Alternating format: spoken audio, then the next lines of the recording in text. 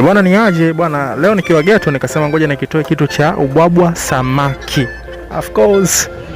Basi bwana, wazo la kutaka kushuti lilinijia tayari nishapika ubwabwa. Hapo ubwabwa uko pembeni. Nikaanza kushuti nikiwa naanza kuandaa mboga. Na maanisha nyanya, kitunguu. Nikawa nakatakata hapo, nikawa naandaa mboga ya samaki sasa. Baada ya kuandaa mboga samaki nikatia mafuta, nikatia nyanya, nikasubiri kidogo kwanza zikauke, zikauke tena, nikasubiri kwanza zibadilike rangi, nyanya zibadilike rangi. Baada ya kubadilika rangi nikazizungusha.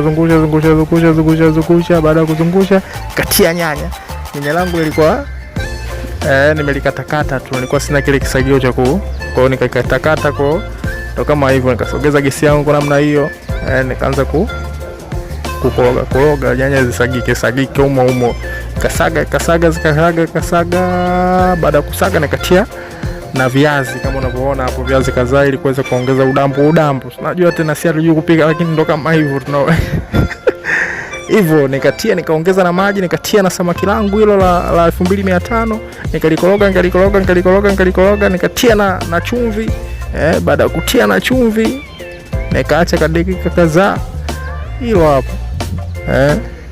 chakula la taifa, chakula la Beicheli limetoka hilo hapo, wahenga waamini. Nikaanza kulila namna hiyo. Basi nimekula, nimeenjoy. Siku yangu kaisha hivyo, nikawa nimeshiba ndini, nikashushia na maji yangu 2500.